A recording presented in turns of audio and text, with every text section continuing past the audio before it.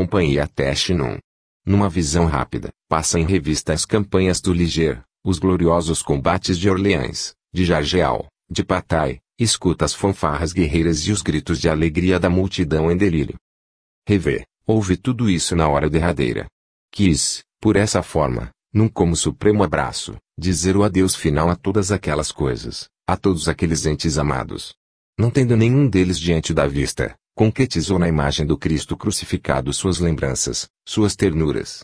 Dirigiu-lhe o Deus que assim dizia a vida, nos extremos anseios de seu coração despedaçado. Os carrascos põem fogo à lenha e turbilhões de fumaça se novelam no ar. A chama cresce, corre, serpeia por entre as pilhas de madeira. O bispo de Belvais acerca-se da fogueira e grita-lhe, abjura. Ao que Joana, já envolvida num círculo de fogo, responde, bispo, morro por vossa causa, apelo do vosso julgamento para Deus. As labaredas rubras, ardentes, sobem mais e lambem-lhe o corpo virginal, suas roupas fumegam. Eila que se torce nas ataduras de ferro. Alguns minutos depois, em voz estridente, lança a multidão silenciosa, aterrorizada, estas retumbantes palavras: sim, minhas vozes vinham do alto. Minhas vozes não me enganaram. Minhas revelações eram de Deus. Tudo que fiz filo por ordem de Deus. Suas vestes incendiadas se tornam uma das centelhas da imensa pira. Ecoa um grito sufocado, supremo apelo da mártir de Juan ao mártir do Gólgota, Jesus. E nada mais se ouviu, além dos estalidos que o crepitar do fogo produz. Terá Joana sofrido muito? Ela própria nos assegura que não. Poderosos fluidos, diz-nos, choviam sobre mim. Por outro lado, minha vontade era tão forte que dominava a dor. Está morta a Virgem da Lorena. O espaço todo se ilumina. Ela se eleva e paira acima da terra, deixando após si um rastro luminoso. Já não é um ser material, mas um puro espírito, um ser ideal de pureza e de luz. Os céus se lhe abrirão até ao infinito. Legiões de espíritos radiosos vêm-lhe ao encontro, ou lhe formam cortejo. E o hino do triunfo, o coro celestial da boa-vinda repercute nos espaços siderais. Salve! Salve! Aquela que o martírio coroou. Salve! Tu que, pelo sacrifício, conquistaste eterna glória. Joana entrou no seio de Deus, nesse foco inextinguível de energia, de inteligência e de amor, cujas vibrações animam o universo inteiro. Muito tempo permaneceu mergulhada nele. Afinal, um dia, saiu de lá mais radiante e mais bela, preparada para missões de outra ordem, das quais adiante falaremos. Deus, em recompensa, lhe deu autoridade sobre suas irmãs do céu. Concentremo-nos, saudemos a nobre figura de Virgem, a jovem de imenso coração, que, tendo salvado a França, pela França morreu antes dos 20 anos. Sua vida resplandece como celeste raio de luz, na temerosa noite da Idade Média. Com sua fé vigorosa, com sua confiança em Deus, veio trazer aos homens a coragem e a energia necessárias a transpor mil obstáculos, veio trazer à França traída, agonizante, a salvação e o renascimento. Por paga de tanta abnegação heróica, horror, só colheu mágoas, humilhações, perfídias e, como coroamento de sua breve, porém maravilhosa carreira, uma paixão e uma morte tão dolorosa, como iguais só houve as do Cristo. O pai de Joana, ferido no coração pela notícia do martírio da filha, morreu subitamente, acompanhou de perto ao túmulo mais velho dos filhos. A mãe da Virgem imolada continuou a viver, tendo por único objetivo neste mundo estar com persistência pela revisão do processo. Em vão, durante muito tempo, deu passos sobre passos, dirigiu petições sobre petições ao rei e ao papa. Em 1449, quando Carlos VII fez sua entrada em Rouen, sorriu-lhe uma esperança, mas o pontífice Nicolau V lhe respondeu com evasivas e o rei se manteve couraçado na gratidão. Em 1455, com Calixto III, foi mais bem-sucedida, por isso que todo o povo francês lhe apoiava as reclamações. A corte se viu constrangida a dar ouvidos à voz pública. Fizeram compreender ao rei que sua honra estava manchada pela heresia, que servira de pretexto à morte da heroína. Assim, a reabilitação se efetuou muito mais no interesse da coroa da França, do que em homenagem à memória de Joana. Presentemente, a Igreja se apresta para explorar sua vítima de outros tempos. Em todas as épocas Joana andou sacrificada aos interesses de casta e de partido. Há, porém, Milhares de almas obscuras e modestas que sabem amar com desprendimento e, atravessando o espaço, sobem-lhe os pensamentos que esse amor inspira. Muito mais a sensibiliza o culto dessas almas boas, do que as pomposas manifestações organizadas para glorificá-la. Esses pensamentos amorosos é que lhe dão a verdadeira alegria e a mais grata recompensa, conforme nos afirmou mais de uma vez, na intimidade das nossas reuniões de estudos. Por largo tempo Joana esteve desconhecida, incompreendida, e ainda em nossos dias o é por muitos dos que a admiram. Cumpre, entretanto, reconhecer a possibilidade do erro assim praticado. Efetivamente, os que a imolaram, e no meio deles havia um rei, para ocultarem da posteridade o crime que cometeram, tudo maquinaram com o fito de lhe desnaturarem o papel, amesquinharem a missão, correrem um véu sobre a sua memória.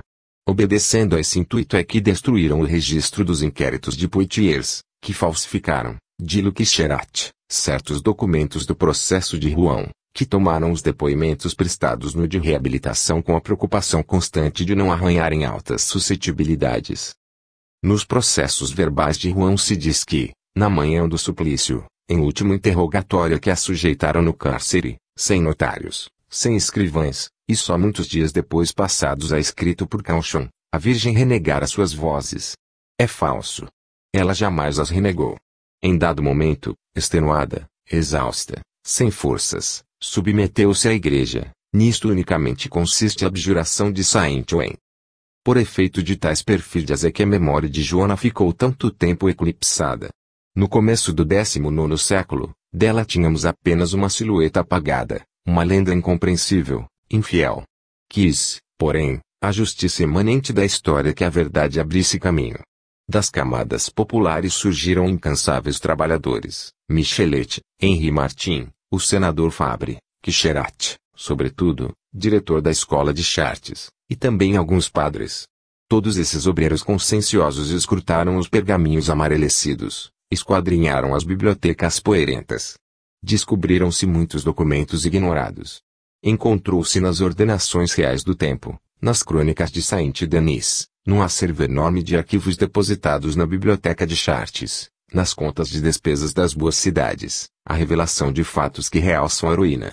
Tardou-lhe a justiça, mas foi-lhe feita refulgente, absoluta, universal.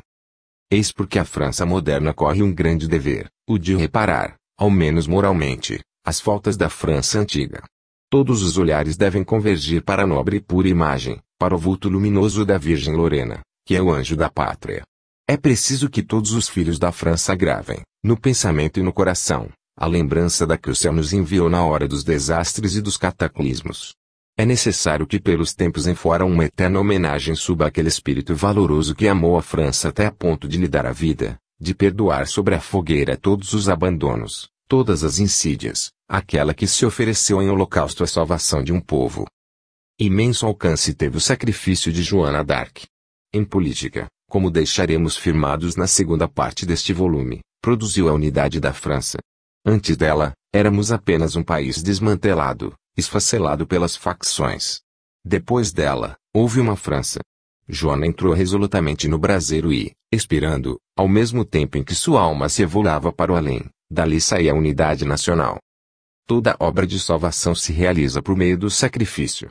Quanto maior este, mais soberba e imponente a obra. Toda missão redentora tem como coroação e remate o martírio. É a grande lei da história. Assim foi com Joana, assim com o Cristo. Por isso, sua vida traz o cunho da mão divina. Deus, o soberano artista, se revela nessa vida por traços inconfundíveis e sublimes. O sacrifício de Joana teve ainda um alcance maior, o de ficar sendo um ensinamento e um exemplo para as gerações, para os séculos vindouros. Deus tem determinado propósito quando reserva tais lições à humanidade. Para as grandes personalidades dos mártires é que se volverão os pensamentos dos que sofrem, dos que vergam ao peso das provações. São outros tantos focos de energia, de beleza moral, ao calor dos quais virão aquecer-se as almas enregeladas pelo frio da adversidade. Através dos séculos, elas projetam uma cauda luminosa, uma espécie de esteira, que nos atrai e arrasta para as regiões rutilantes. Esses entes passaram pela terra para nos fazerem adivinhar outro mundo. Morrendo, deram nascimento à vida e à lembrança que deixaram assíduo reconforto de milhões de criaturas fracas e aflitas. Segunda parte. As missões de Joana d'Arc. 13. Joana d'Arc, a ideia de pátria. Glória à nossa França imortal. Glória aos que por ela morreram. Aos heróis que, de ânimo forte, do martírio e horror padeceram. Victor Hugo. Na primeira parte desta obra, recordamos os fatos principais da vida de Joana d'Arc e procuramos explicá-los com auxílio dos dados que as ciências psíquicas nos facultam. Relatamos os triunfos e os sofrimentos da heroína e descrevemos o martírio que lhe foi como que coroamento da carreira sublime. Resta-nos pesquisar e pôr em destaque as consequências de sua missão no 15º século. Desse ponto de vista, formularemos em primeiro lugar a seguinte questão, que é o que a França deve a Joana. Antes de tudo, sabemo-lo, deve-lhe a existência, deve-lhe o ser uma nação, uma pátria. A ideia de pátria é ainda, na época da Pucela, muito vaga, confusa, quase desconhecida. As cidades se entreolham como rivais, as províncias se guerreiam como inimigos. Nenhuma união, nenhum sentimento de solidariedade liga as diferentes partes do país. Os grandes feudos fizeram a partilha da França e os esforços dos senhores feudais tendem a libertá-los de toda e qualquer autoridade. Quando Joana d'Arc aparece em cena, os estados de Borgonha, a Picardia e a Flandres são aliados dos ingleses, a Bretanha e Saboia se conservam neutras, a Guiena está nas mãos do inimigo. Joana é a primeira que evoca nas almas a santa imagem da pátria comum, da pátria arruinada, mutilada, agonizante. Objetar-nos-ão que o termo tinha então pouca voga. Mas, em falta da palavra, Joana nos deu a própria pátria. Isso é o que devemos ter sempre em memória. Do coração de uma mulher, de seu amor, de sua abnegação é que nasceu a noção de pátria. Em pleno furor da tempestade que sobre ela desabara, através da negra nuvem de luto e de miséria que a cobria, a França viu passar aquela figura luminosa e ficou por assim dizer deslumbrada. Não chegou mesmo a compreender, a sentir toda a extensão do socorro que o seu lhe enviava. Entretanto, apesar de tudo, o sacrifício de Joana lhe infundiu virtudes que até ali desconhecera. Foi no mundo o primeiro país que se tornou uma nação. Selada com sangue de heroína, sua unidade não pôde mais ser desfeita, ou aniquilada, nem pelas vicissitudes, nem pelos furacões sociais, nem por inúmeros desastres sem exemplo. Não ignoramos que na atualidade a ideia de pátria experimenta uma espécie de eclipse, ou de decadência. Desde alguns anos vem sendo, em nosso país, criticada e mesmo combatida. Uma classe inteira de escritores e de pensadores se aplica em revelar os abusos, os excessos, em destruir nos corações o princípio que lhe serve de base, o culto de que é objeto. Antes do mais, no debate travado, conviria definir bem e precisar essa ideia. Debaixo de dois aspectos ela se oferece ao pensamento. Ora abstrata, entre certos espíritos, constitui uma entidade moral e representa a aquisição dos séculos, o gênio de um povo sob todas as faces e em todas as manifestações, literatura, arte, tradições, a soma de seus esforços no tempo e no espaço, suas glórias, seus reveses, suas ações memoráveis, numa palavra, a obra completa de paciência, de sofrimento, de beleza, que herdamos ao nascer, obra em que ainda vibra e palpita a alma das gerações que se foram. Para outros, a pátria se afigura a uma coisa concreta. Será a expressão geográfica, o território com as fronteiras delimitadas.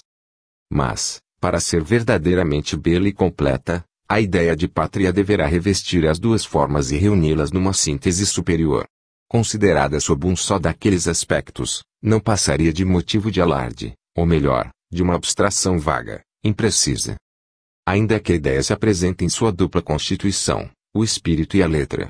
Conforme o ponto de vista adotado, uns buscarão a grandeza moral e intelectual da pátria, outros visarão a seu poder material, e o estandarte, para estes, simbolizará aquele poder. Em ambos os casos, cumpre-se reconheça que uma pátria, para sobreviver e irradiar pelo mundo crescente fulgor de seu gênio, deve salvaguardar a independência, a liberdade.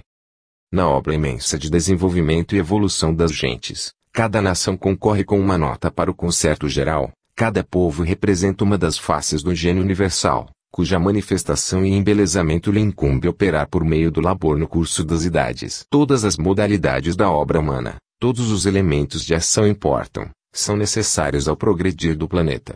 A ideia de pátria, encarnando-os, concretizando-os, aviva entre eles um princípio de emulação e de concorrência, que os estimula, fecunda e eleva à suprema potência. O agrupamento desses modos de atividade criará, no futuro, a síntese ideal, que constituirá o gênio planetário, o apogeu evolutivo das grandes raças da Terra. Porém, na hora presente, na fase de evolução que percorremos, as competências, as lutas que a ideia de pátria provoca entre os homens ainda têm sua razão de ser, pois, do contrário, o gênio peculiar a cada raça tenderia a tornar-se dessaborido, a amesquinhar-se na posse livre e no bem-estar de uma vida isenta de choques e de perigos. Na época de Joana d'Arc, tal necessidade era forçosamente mais imperiosa. Hoje, o espírito humano, por se haver adiantado, deve empenhar-se em lhes dar feições sempre mais belas e puras, em lhes tirar todo o caráter de selvageria e em auferir delas as vantagens que contribuam para enriquecer a herança comum da humanidade. De tal maneira, essas lutas e competências tomarão o feitio de empreendimentos mais e mais nobres e proveitosos, mediante os quais se edificará o futuro. Então, ao pensamento e à forma se depararão expressões de magnificência e sublimidade sempre e sempre maiores. Assim se alará um dia, após lenta, confusa e dolorosa incubação, a alma das grandes pátrias. Da reunião destas brotará uma civilização, da qual, na dos tempos que correm, mal podemos divisar um grosseiro esboço. Os conflitos sangrentos do passado terão, nessa era, cedido lugar às lutas mais elevadas da inteligência aplicada à conquista das forças da natureza e à realização do belo ideal, na arte e no pensamento, a produção de obras em que o lustre da forma se aliará à profundeza da concepção. Assim mais intensos se farão a cultura das almas, o despertar do sentimento, mais rápido o caminhar de todos para os pináculos onde reina a beleza eterna e perfeita. A terra vibrará num só sentir e viverá de uma só vida. Já a humanidade se busca a si mesma, indecisa. O pensamento procura o pensamento na escuridão, e, por sobre as vias férreas e as imensas superfícies dos mares, os povos se chamam e estendem os braços uns aos outros. O amplexo está para breve, pela conjugação dos esforços começará a obra gigantesca de adaptação da morada humana a uma vida mais ampla, mais encantadora, mais feliz. O novo espiritualismo contribuirá eficazmente para a aproximação dos espíritos, pondo fim ao antagonismo das religiões e dando por base a crença, não mais o ensino e a revelação dogmáticos, porém a ciência experimental e a comunhão com os desaparecidos. Presentemente, já ele acende focos em todos os pontos do globo, sua luminosidade avançará gradativamente, até que os homens de todas as raças estejam unidos por uma única maneira de conceber o destino na terra e no além. Voltemos a Joana d'Arc. Alguns escritores acham que sua intervenção na história foi antes prejudicial do que útil. França, que a reunião de ambos os países sob a coroa da Inglaterra teria dado origem a uma nação poderosa, preponderante da Europa, e a qual estaria reservado o grandioso destino. Falar assim é desconhecer os caracteres e as aptidões dos dois povos, absolutamente dessemelhantes, que nenhum acontecimento, nenhuma conquista a lograria fundir inteiramente naquela época. O caráter inglês denota qualidades eminentes, que já tivemos ocasião de reconhecer e proclamar, mas, forma-lhe o fundo um egoísmo que tem chegado por vezes até a ferocidade. A Inglaterra jamais hesitou no emprego de quaisquer meios, para realizar seus propósitos. O francês, ao contrário, de mistura com inúmeros defeitos, revela um sentimento de generosidade quase cavalheiresca. Não menor se afirma a diversidade das aptidões. O gênio inglês é essencialmente marítimo, comercial, colonizador. O da França se orienta de preferência para os vastos domínios do pensamento. Diferentes são os destinos das duas nações e distintos os papéis que lhes tocam na harmonia do conjunto. A cada uma delas, para percorrer o caminho que lhe está naturalmente traçado e para manter em toda a plenitude a índole que lhe é própria, cumpria antes de tudo conservar a liberdade de ação e preservar sua independência. Reunidos debaixo de uma dominação comum, esses dois aspectos do gênio humano se teriam contrariado e piado os respectivos surtos. Por esta razão é que no século XV, ameaçado o gênio da França, Joana d'Arc se constituiu, na arena da história, o campeão de Deus contra a Inglaterra. Ela desempenhou um grande papel militar. Ora, em nossos dias se verifica que a organização militar caminha para o descrédito. Sob o nome de pacifismo, muitos pensadores, na maior parte animados de louvabilíssimas intenções, movem vigorosa campanha, em nosso país, contra tudo que lembra o espírito belicoso do passado e as lutas entre nações. De fato, A ideia de pátria deu aso a incontestáveis abusos. É a condição inerente a todas as coisas terrenas. Mas, nem por isso os povos perderam o direito e se forraram ao dever de rememorar suas glórias e de se orgulhar de seus heróis. Convimos em que a existência das milícias é um mal. Porém, não será um mal necessário. A paz universal representa um belo sonho, e a solução, pelo arbitramento, de todas as lides internacionais um progresso eminentemente desejável. Resta saber se a paz assegurada, prolongada, não acarretaria males de outra ordem.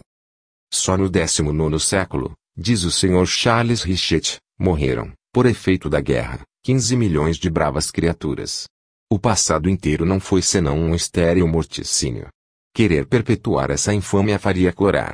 E o autor convida a humanidade a preferir as obras de vida à lúgubre tarefa da morte. Tais sentimentos honram ao Sr. Charles Richet. Entretanto, para enxergarmos claro na questão, precisamos elevar-nos um pouco acima dos horizontes da vida presente e abranger com um olhar dilatado a perspectiva dos tempos assinados à evolução das almas humanas. A vida atual, sabemos, não passa de um ponto na imensidade dos nossos destinos. Não poderemos, pois, julgar, nem compreender o que se lhe refere, se abstrairmos de tudo o que a precede e segue. Ora, tal precisamente o caso do Sr. Charles Richet, que é céptico por natureza, pouco informado acerca do que entende com o além e que, conforme ele próprio declara, não sente necessidade do além. Quanto à morte pela guerra, ouçamos o que a respeito dizem a sabedoria antiga e a sabedoria moderna. A seu discípulo Arjuna, que vacila em dar combate às potências do mal e em sacrificar vidas humanas, Krishna, o fundador do brahmanismo, faz as seguintes ponderações. Os bem-avisados não se lamentam, nem por causa das tristezas da vida, nem por causa da morte que lhes põe termo.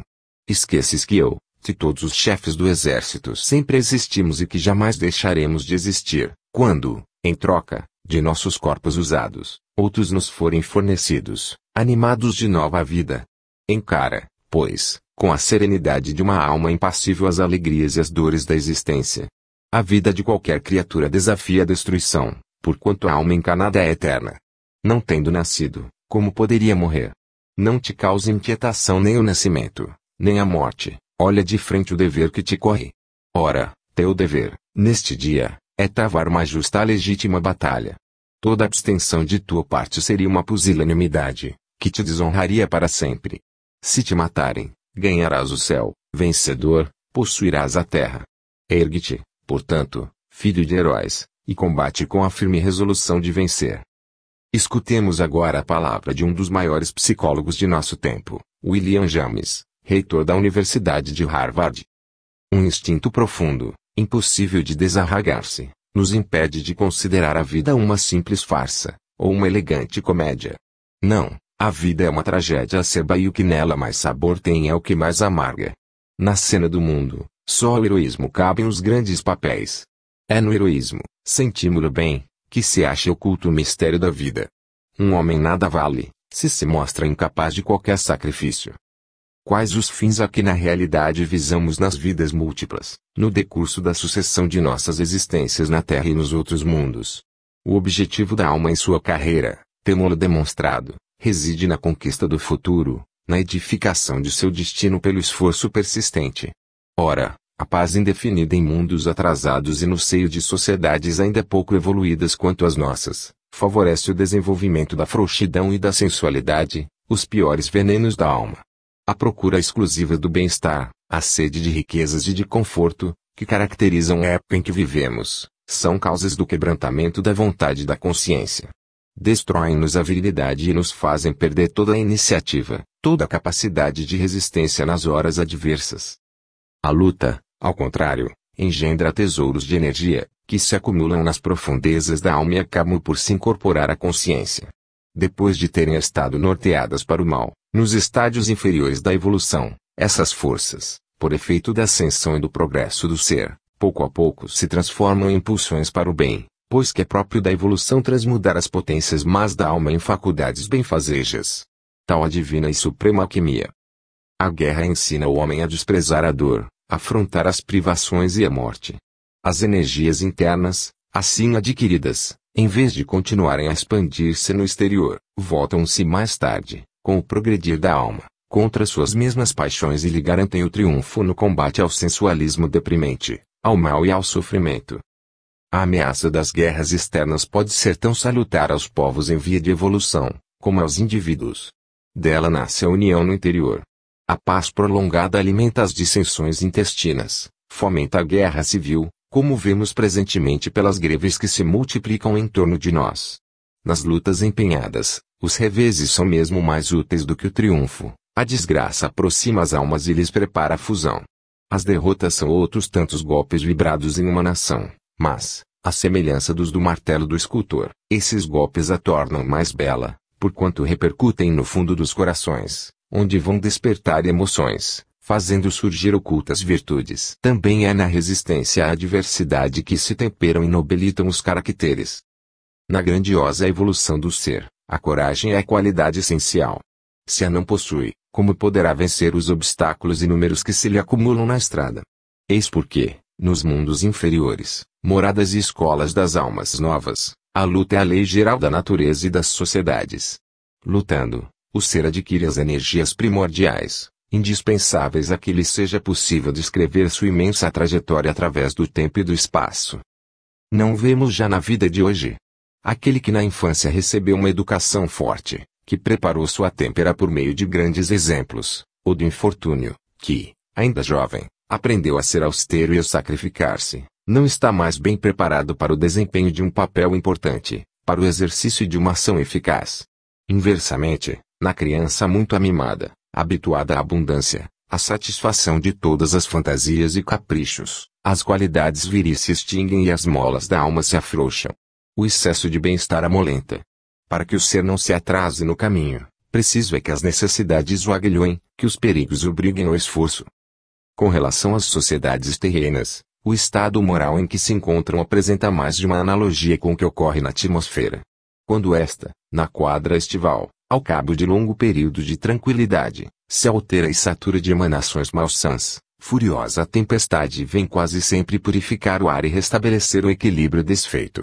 Assim também, quando, graças a uma paz extremamente duradoura, as paixões, as cobiças, os egoísmos chegaram ao paroxismo, quando a corrupção sobe, se alastra, cedo ou tarde acontecimentos imprevistos, bruscos abalos, rudes provações vêm chamar os homens ao sentimento das graves realidades da existência. A guerra é a forma que tais acontecimentos muitas vezes revestem, para soerguer os espíritos, oprimindo os corpos.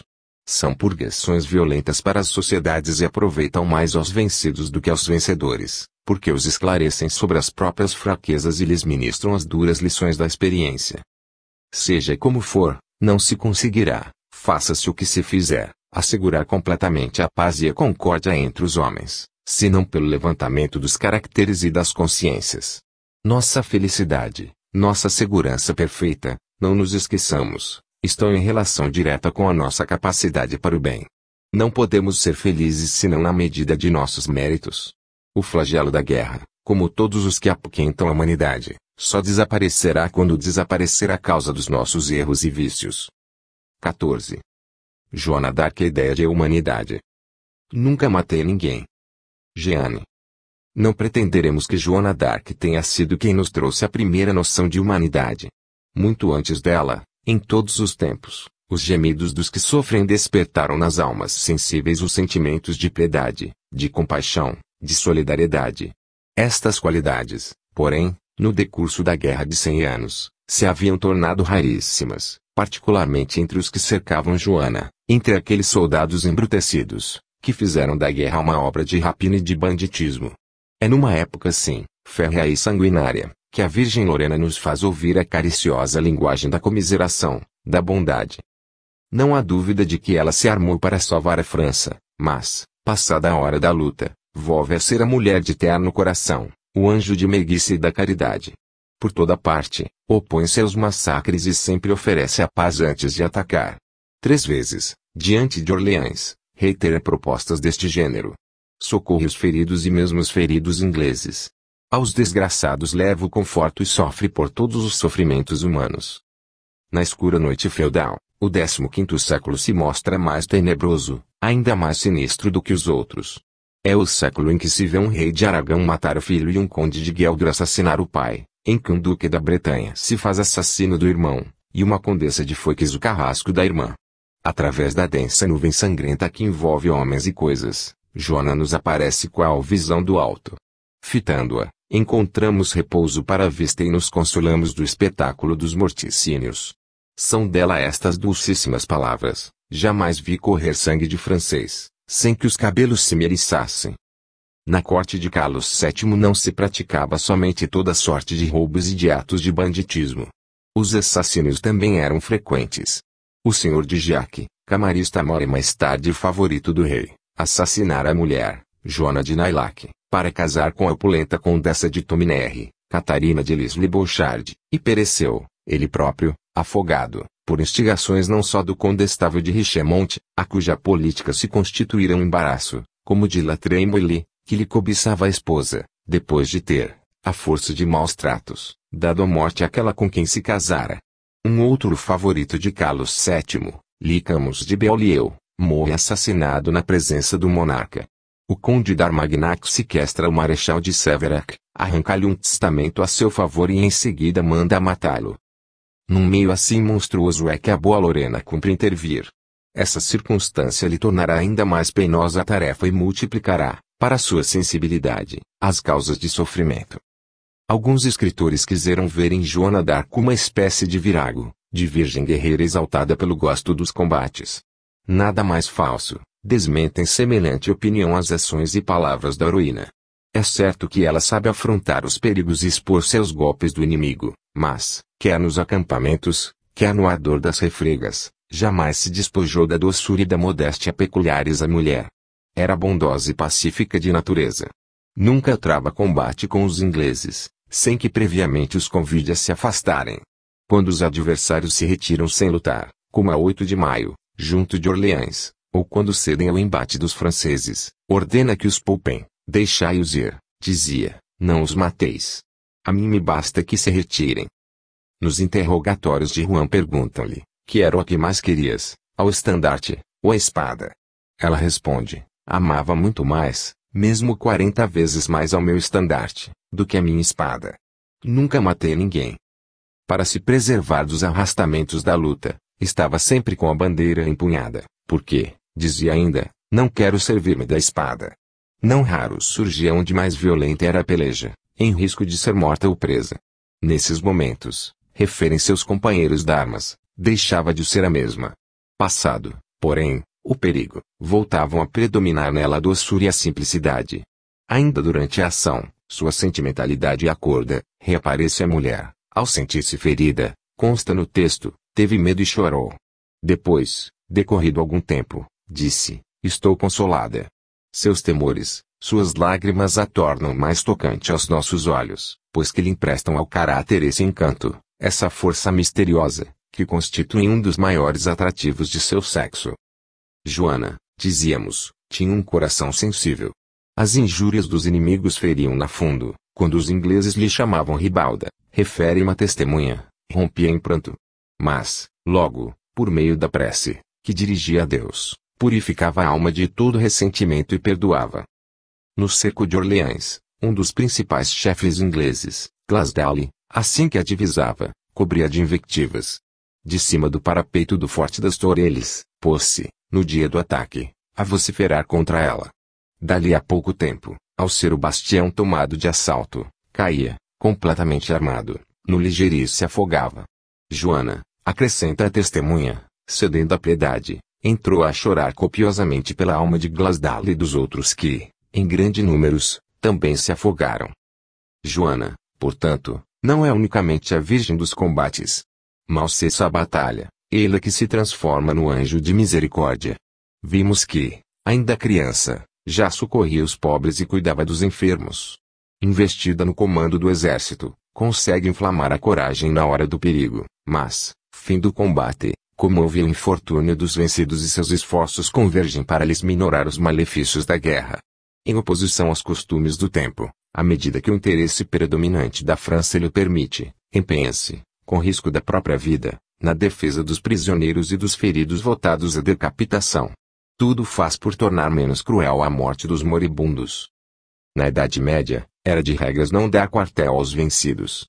Os de condição inferior à mediana, diz o coronel Biotot, eram massacrados e, algumas vezes, até os grandes. Joana, porém, se opõe a esse procedimento, ponderando que a condição social não é um crime, nem dos humildes, nem dos poderosos. Quer salvos todos os inimigos, desde que deponham as armas. Em Jargeau, só a muito custo consegue livrar da morte o conde de Suffolk, que comandava o forte, depois de haver comandado o cerco de Orleans. Fora justa que os ingleses, quando a tiveram em seu poder e a processaram, levassem em conta os atos generosos da Pucela. Entretanto, para recordá-los, nenhuma voz se ergueu diante dos juízes de Rouen. Seus inimigos só cuidavam de cevar o ódio de que tinham rasas as almas. Deve-se, pois, reconhecer que, muito antes mesmo de ser usada a expressão, Joana aplicou o direito das gentes. Tomava assim a dianteira dos inovadores, que mais tarde convidariam o mundo à prática da igualdade e da fraternidade entre os indivíduos e as nações, que, nos tempos porvindouros, evocariam os princípios de ordem, de equidade, de harmonia social, chamados a reger uma humanidade verdadeiramente civilizada. Sob este ponto de vista, a boa Lorena prepara as bases de um futuro melhor e de um mundo novo. Joana, como se vê, soube, em tudo, ater-se a uma justa medida. Naquela alma tão bem equilibrada, o amor ao país excede a todos os outros, mas sem exclusivismo. Qualquer dor humana lhe infunde piedade, comiseração. Muito se há, em nossa época, abusado da palavra humanidade e, mais de uma vez, temos visto pensadores, escritores fazerem, por vão e pueril sentimentalismo, tábua rasa dos interesses e direitos da França, em proveito de vagas personalidades, ou de agrupamentos hipotéticos. Jamais entenderemos que nos seja possível amar os negros, os amarelos, os vermelhos, que nunca vimos, mais do que os nossos próximos, a nossa família, pais, mães, irmãos. E a França também é nossa mãe. Sim. Devemos ser bons e humanos para com todos, mas, em muitos casos, tal preceito apenas encobre um sofisma, de que se abusa. Se descêssemos ao fundo das coisas, perceberíamos simplesmente que alguns desses grandes humanitários forjam para si, por meio de teorias adrede imaginadas, deveres fictícios, a cujo cumprimento bem sabem que não serão obrigados, visando a iludir outros, imperiosos e imediatos, para com os indivíduos que os rodeiam, para com seu país, a França. Muitos, caindo num excesso oposto, detestam tudo que é estrangeiro, alimentam ódio cego contra os povos que nos han guerreado. Que os reveses sofridos não nos obliterem os sentimentos de justiça e nos não impeçam de reconhecer as qualidades e a bravura das nações que nos venceram. A pergunta: Deus odeia os ingleses? Joana responde: do ódio de Deus aos ingleses nada sei, mas Ele quer que os ingleses saiam da França e voltem para seu país. Como Joana, sejamos equânimes e não odiemos os inimigos. Saibamos render homenagem ao merecimento, trate-se embora de um adversário. Defendamos nossos direitos, nosso patrimônio, quando for preciso, porém não provoquemos os outros. A esta luz, a Virgem Lorena nos dá mais do que uma lição de patriotismo, dá-nos uma lição viva de humanidade. Armando-se, fê-lo muito menos em nome da lei de guerra, do que em nome da lei de amor, muito menos para atacar, do que para defender e salvar. Ainda quando revestida da armadura, revela as mais belas qualidades da mulher, o espírito de desprendimento, a dação espontânea e absoluta de si mesma, a compaixão de todos os que sofrem, o apego, levado ao sacrifício, aos entes amados, a família e a pátria, o engenho do senso prático e das intuições para lhes advogar os interesses, numa palavra, a dedicação, até a morte, a tudo que lhe é caro. Nesse sentido, Joana d'Arc sintetiza e personifica o que há de mais nobre, de mais delicado e de mais belo na alma das mulheres da França. 15. Joana d'Arc, a ideia de religião. Amo a Deus de todo o meu coração. Jeanne. As crenças de Joana são as do seu tempo. Sou boa cristã e boa cristã morrerei, respondia aos juízes, sempre que a interrogavam sobre sua fé. Nem podia ser de outra maneira. Só nas convicções e esperanças dos homens da época podia ela aurir as energias, os impulsos necessários à salvação da França. Assistia ao mundo invisível, que se lhe revelava sob as formas e aparências familiares à religião da Idade Média. Aliás, que importam as formas? variam e mudam com os séculos.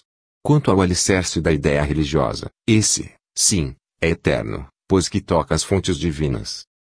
A ideia religiosa, em seus diversos aspectos, penetra profundamente toda a história, toda a vida intelectual e moral da humanidade. Frequentemente se extravia e engana, podendo seus ensinamentos e manifestações ser contestados. Sempre, porém, se apoia em realidades invisíveis, de ordem permanente, imutáveis, que o homem só entrevê gradualmente no curso de sua lenta e trabalhosa evolução. As sociedades humanas não podem dispensar um ideal religioso. Desde que o tentam rechaçar ou destruir, logo a desordem moral aumenta e a anarquia alça ameaçadora a cabeça. Não vemos na quadra atual. As leis terrenas são impotentes a refrear o mal. Para se comprimirem as paixões, indispensáveis são a força interior e o sentimento das responsabilidades que a noção do além faculta. A ideia religiosa não pode perecer. Se por instantes um véu encobre, é unicamente para que ressurja debaixo de outras formas mais bem adequadas às necessidades dos tempos e dos meios. Eram os mais elevados, dissemos, os sentimentos religiosos de Joana. Absoluta fé em Deus, que enviou, ilimitada confiança que deposita em seus guias invisíveis. Observa fielmente os ritos e práticas do culto de então, mas, quando afirma sua fé, sobrepõe-se a todas as autoridades estabelecidas neste mundo. As crenças ardentes da heroína se inspiram diretamente nas coisas do alto e embebem as raízes na sua consciência. Efetivamente, a quem sobretudo ela obedece. As vozes que escuta e não a igreja. De nenhum intermediário se socorre para comunicar com o céu. A poderosa inspiração traz-lhe um sopro que lhe bafeja a fronte e essa inspiração lhe domina a vida inteira e preside a todos os atos. Relembremos a cena de Rouen, quando o bispo de Belvais, acompanhado de 7 padres, a interroga na prisão. Joana, diz o bispo, queres submeter-te à igreja? Ela responde, reporto-me a Deus em todas as coisas, a Deus que sempre me inspirou. P. Aí está uma palavra bastante grave. Entre ti Deus, a igreja. Queres, sim ou não, submeter-te à igreja? R. Vim ao encontro do rei para salvar a França, guiada por Deus e por seus santos espíritos. A essa igreja, a de lá do alto, me submeto com relação a tudo que tenho feito e dito. P. Assim, recusas submeter-te à igreja, recusas renegar tuas visões diabólicas. R. Reporto-me a Deus somente. Pelo que respeita às minhas visões, não aceito o julgamento de homem algum. A razão íntegra lhe diz que aquela igreja não é a de Deus. A potência eterna absolutamente não toma parte nas iniquidades humanas. Não lhe sendo possível demonstrar esta verdade com auxílio de argumentos sutis e eruditos, exprime-a em frases breves, claras, brilhantes, como os lampejos de uma lâmina de polido aço. Ela obedecerá à igreja, mas com a condição de serem suas exigências conformes às vontades do alto, servir a Deus em primeiro lugar. Nas concepções religiosas de Joana d'Arc prima a comunhão pelo pensamento e pelos atos com o mundo invisível, com o mundo divino. Por meio dessa comunhão é que se operam os grandes feitos, dela se originam as profundas intuições. Para que estas, porém, se possam verificar, são precisas certas condições de elevação moral, que Joana preenchia no mais alto grau. Por consegui-la naqueles em cujo meio vivia, despertava-lhes os sentimentos religiosos, obrigando-os a se confessarem e a comungarem.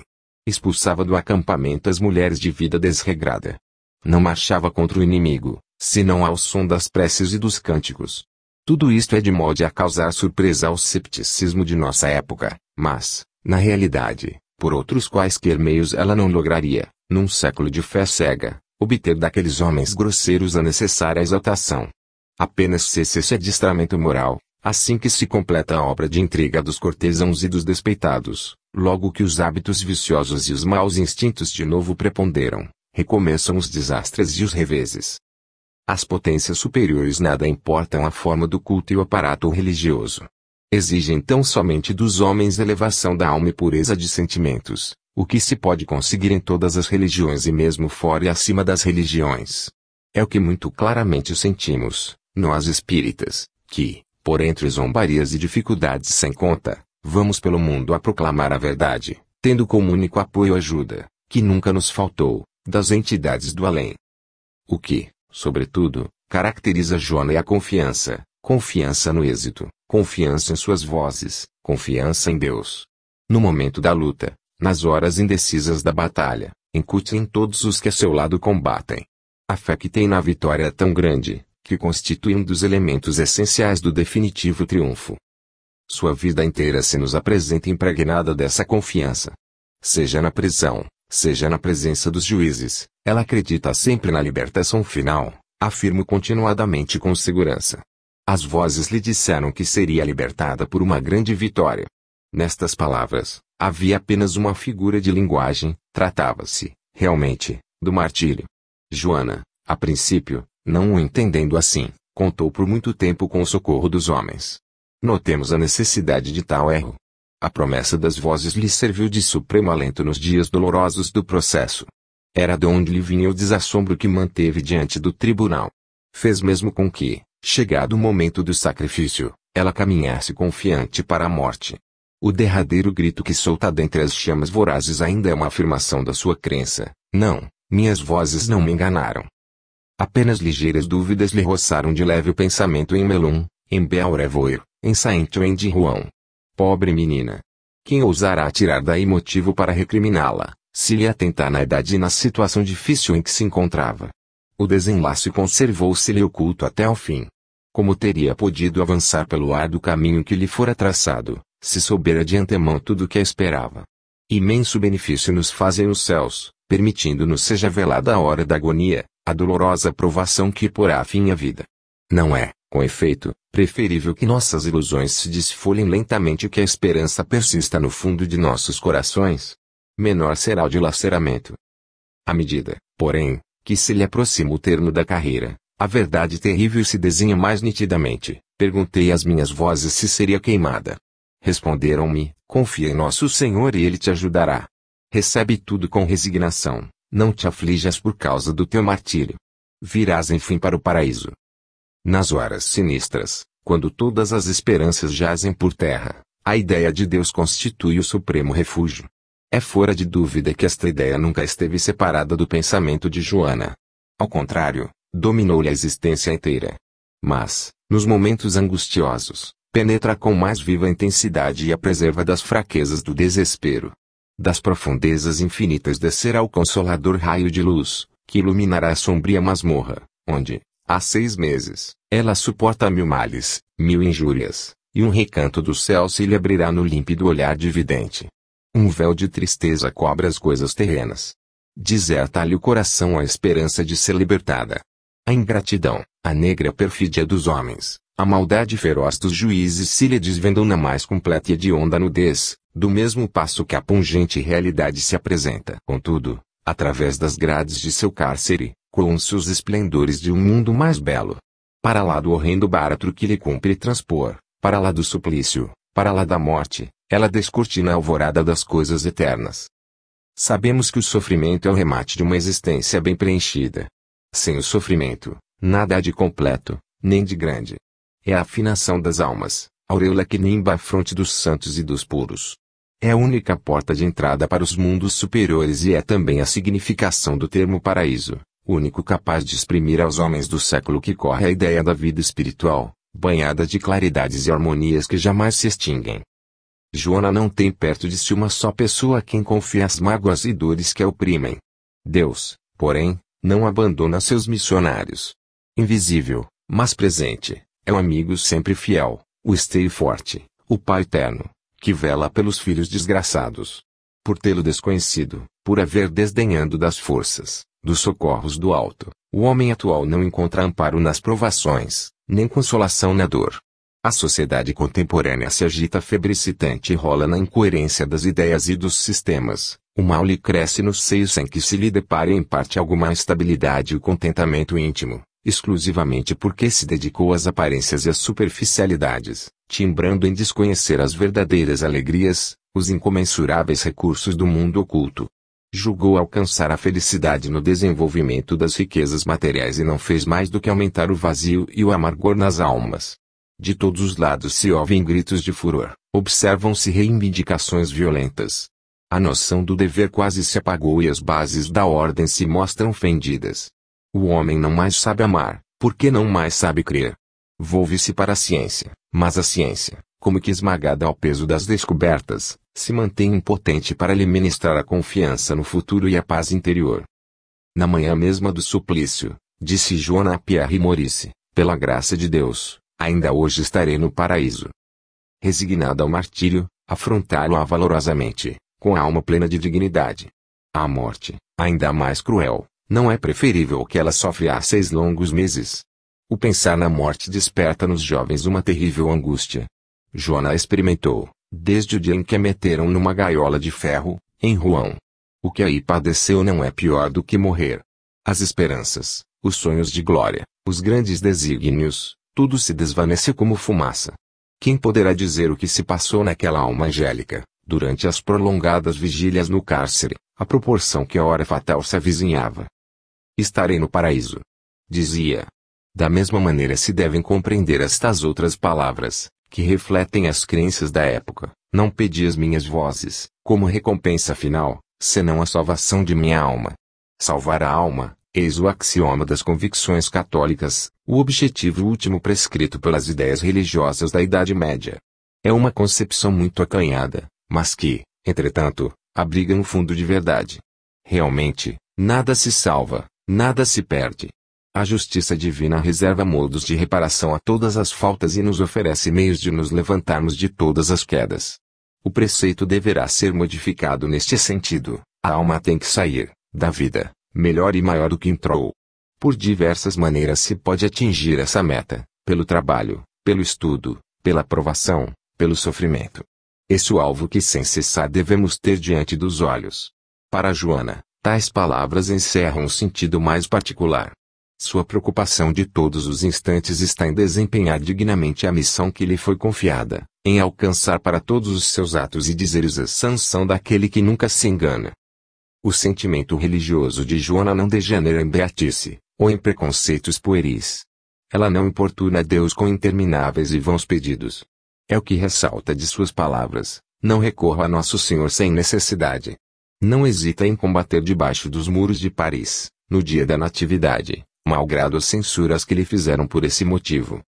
Agrada-lhe orar na igreja, especialmente nas ocasiões em que ali reinam o silêncio e a solidão, que é quando, concentrado e calmo pensamento, a alma voa com mais firmeza para Deus. Mas, o que é certo, não obstante dizer a Anatole France o contrário, é que os padres pouco lhe influenciaram a juventude. Conforme ao que ela afirma no curso dos interrogatórios de Rouen, foi sua mãe quem a instruiu em matéria de religião. Não recebi as crenças que tenho de outra pessoa que não minha mãe.